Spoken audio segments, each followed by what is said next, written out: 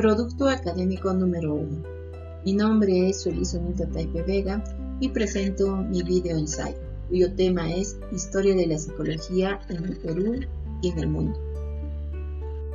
Para estudiar la historia de la psicología en el mundo dividiremos en la edad antigua, en la edad media, en la edad moderna y en los siglos XIX y XX.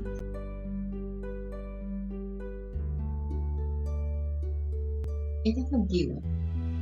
Psicología en la edad antigua estudia el alma. Sus representantes son Sócrates, Platón y Aristóteles. Aristóteles tiene su obra El Tratado del Alma, es la primera exposición sistemática de la psicología.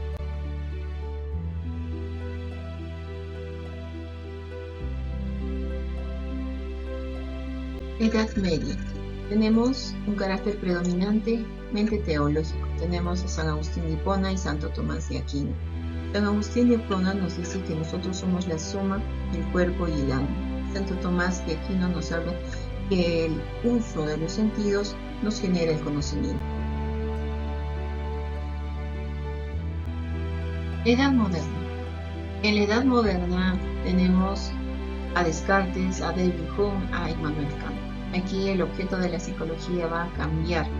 Vamos a ver que vamos a hablar de mente. Por ejemplo, Descartes nos habla de la dualidad de cuerpo y mente. Para David Hume, el alma no existe. Y para Immanuel Kant nos dice que para que algo sea considerado ciencia tiene que investigarse de forma experimental.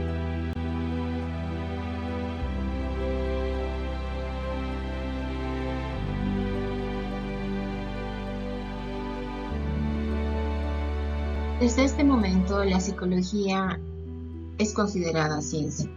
Se instala el primer laboratorio experimental de psicología en la Universidad de Alesia en 1870. El estructuralismo. Su fundador es Wilhelm Wundt. El objeto de estudio es la conciencia, que divide en tres: las imágenes, los sentimientos y las sensaciones. El método que va a utilizar es la introspección y la experimentación.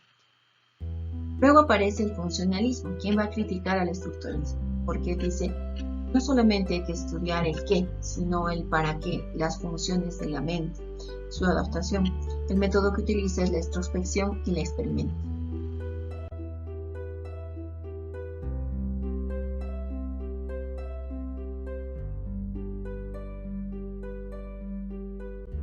El psicoanálisis, su fundador es Sigmund Freud en el año de 1895. Su objeto de estudio es el inconsciente. El método que va a utilizar es el clínico. El aporte que nos da es sobre la teoría de la personalidad y la psicoterapia. Luego tenemos al conductismo, cuyo fundador es John Watson, ¿no? El objeto de estudio es la conducta. El método que utiliza es el experimental. Se conoce también como la segunda fuerza psicológica. El aporte que tiene es el análisis experimental de la conducta, y algo que podemos ver es la modificación de la conducta, ¿no? Aquí se puede hablar del caso, por ejemplo, del pequeño Albert. El Gestalt, el fundador es Max Wertheimer, cuyo objeto de estudio viene a ser la percepción. El método que utiliza es el experimental. Después de la Segunda Guerra Mundial, hablamos de la psicología humanista, cuyos representantes son Roger y Maslow. El objeto de estudio es el ser humano como ser único. Su método es el análisis la filosofía fenomenal. Luego tenemos el cognitivismo, cuyos representantes son Piaget, Vygotsky, Brunner y Ausubel. Aquí el objeto de estudio ya son los procesos mentales, ¿no? Tenemos el método clínico experimental. Historia de la psicología en el Perú, época colonial. Se funda la Universidad Nacional Mayor de San Marcos en 1551. La psicología todavía se enseña como parte de la ética y la filosofía.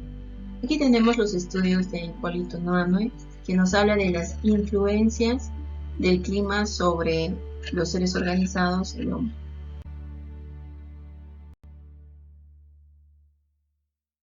(1890 a 1920). Hablamos de la corriente del positivismo y el espiritualismo. El positivismo rechazó a la filosofía e ideología escolástica. Considera la ciencia como verdadera. En cambio, el espiritualismo nos habla de la búsqueda de una fuente creadora de la actividad. Entre sus representantes tenemos del positivismo a Manuel González Prada, a Luis Quesada, a Emilio Valdizán, En el espiritualismo tenemos a Alejandro de Ustua, a Mariano Iberico y Humberto Rudolph.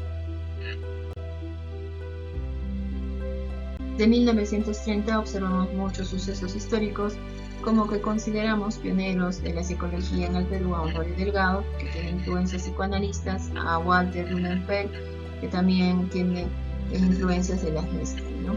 En 1950 se crearon los departamentos de psicopedagogía en los colegios secundarios, ¿no? Es muy importante con respecto a la psicología educativa. En 1954 se funda la Sociedad Peruana de Psicología, donde muchos representantes quienes van a difundir sobre la psicología. En 1957 hay aportes de la psiquiatría, como que hablamos de temas de la etnopsiquiatría, de los estudios psicométricos y de la psiquiatría. En 1980 se crea el Colegio de Psicólogos el 30 de abril de 1980.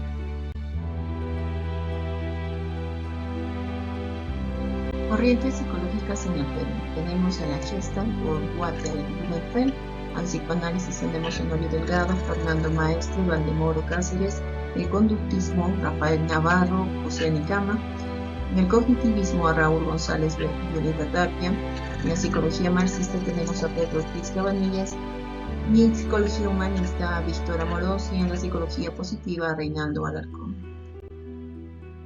De lo expuesto, tenemos como conclusión que la psicología tiene una larga historia, sin embargo es una ciencia joven y evoluciona con el tiempo, se nutre de conocimientos y avanza según el contexto. Vamos a ver que se ha dividido en diferentes ramas, tiene un gran camino por delante y muchos desafíos, ¿no?